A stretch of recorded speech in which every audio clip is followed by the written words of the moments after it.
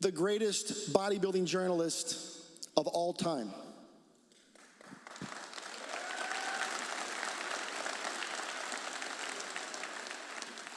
And as part of that anticipation to see Peter, you knew that if Peter was covering an event, you knew it was an important one. Earlier this year, Peter lost an extended battle with cancer. And for the first time in the history, in the 57-year history of this event, Peter McGuff will not be here to tell the story of the Olympia. He will not be here to use his paintbrush, which was his beautiful words, to articulate and tell the story of these extraordinary athletes, these amazing physiques, because the dream of many bodybuilders and fitness competitors was to one day be good enough to stand in front of the watchful eye of the great Peter McGuff. You knew that if Peter McGuff assumed his spot in the press pit, you knew that you were at an event that really meant something. And you knew that was your opportunity to impress the man who, better than anyone, had the skill, the proficiency, and the artistry to tell the story of the event. And I just hope those of you guys who are in the media, those of you guys who make your living as editors or writers or bloggers or columnists or photographers or any part of the media, my hope is that Peter's legacy will inspire you to do it better, to do it with integrity, to do it in a way that would make Peter proud. And I really hope that you guys, if you don't know Peter's work, Peter was the editor-in-chief of Flex Magazine and Muscle and Fitness for decades. He was handpicked by Joe Weider, the creator of this event, to come over from the UK and to start a career in bodybuilding journalism. And he was the absolute best at what he did. And Peter, all of us who work to continue the legacy of Joe and Ben Weider and to honor the hard work of Jim Mannion and the Mannion family, and we will add your name to that list because we hope to make you proud.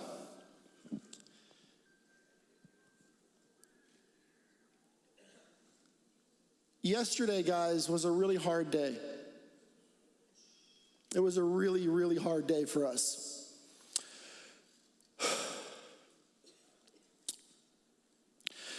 Yesterday, we found out that one of our brothers, a man who had spent all year preparing to be here to compete on Friday night for the title of 212 Olympia champion, who would have been on this stage today as one of the representatives of his division, because he was, in fact, one of the best in the world.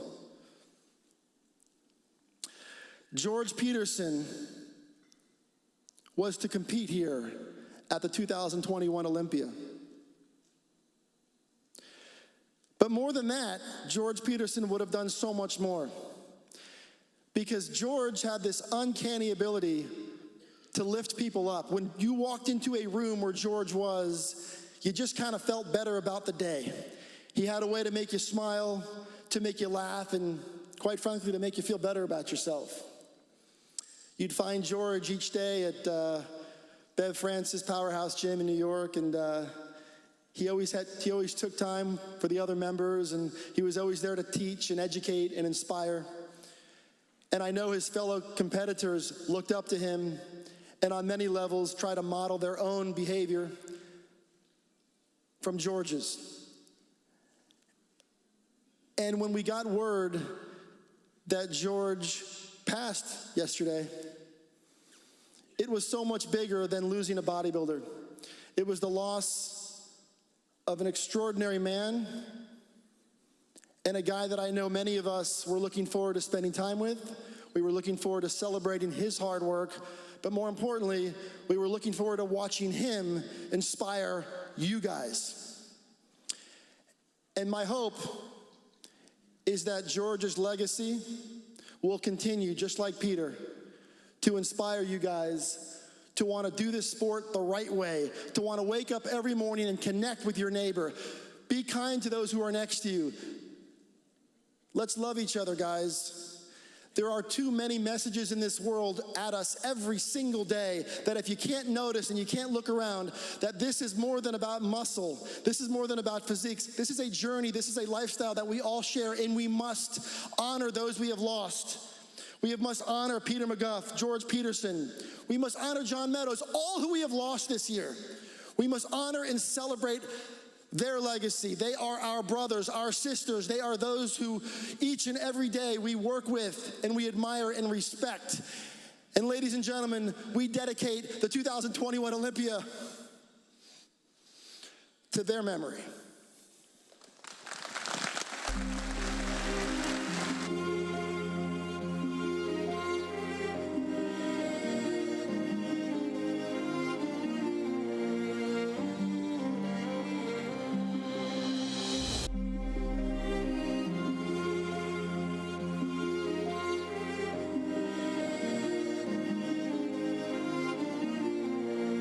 Ladies and gentlemen, please welcome your host, the voice of bodybuilding, Bob Ciccarillo.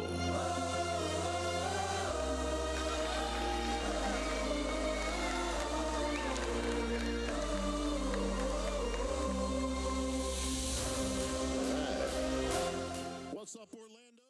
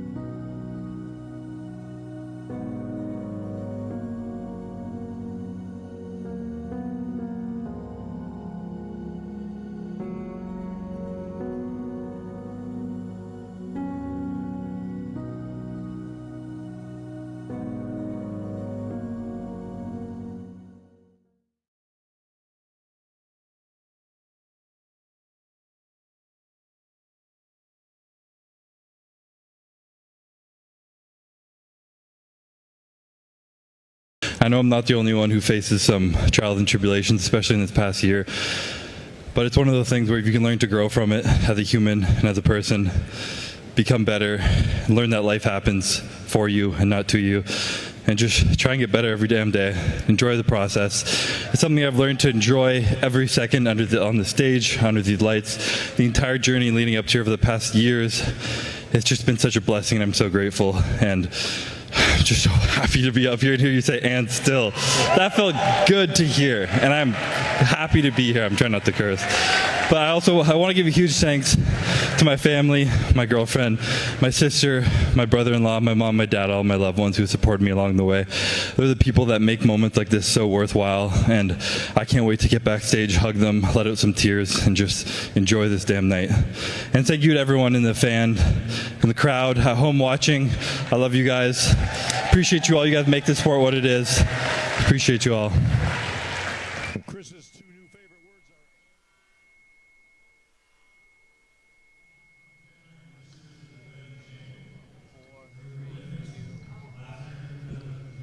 All right, we are backstage following the Classic Physique Olympia, and we are here with Alex Campanero, who took 4th place in the event. How you doing, Alex? I'm doing well. I'm very happy, very satisfied with not satisfied as a competitor, but I respect the judges and I respect the competitors too. So I take it, and I'm happy actually. Yes, you know, satisfied is not for competitors, right? If you don't get the 1st place, so yeah, I'm good. Well, you took the Arnold Classic this year. That was a big win for you. Yes.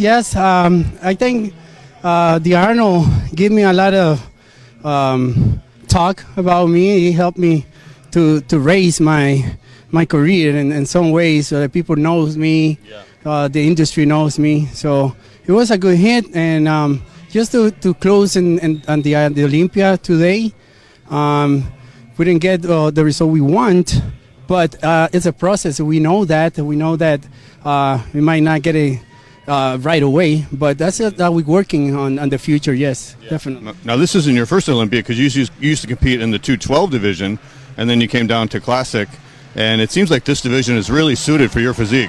Yeah. That was actually the decision, because my body sits more like a Classic, and I was doing the Olympia weighting 212, weighting the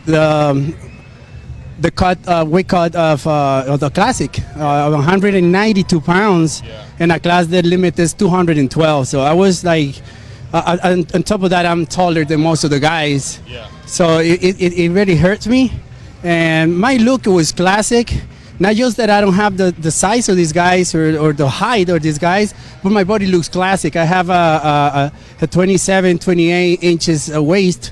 And so that makes me look very Classic in some ways, right? So we took that decisions, and it was the best decision for my career, definitely. Yeah.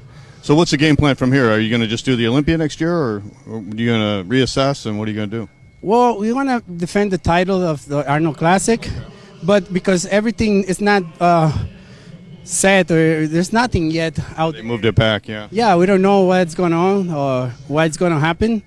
We want to wait until, and if we have the time frame to do it and then rest and doing the Olympia, that's going to be. If not, just the Olympia. Okay, all right.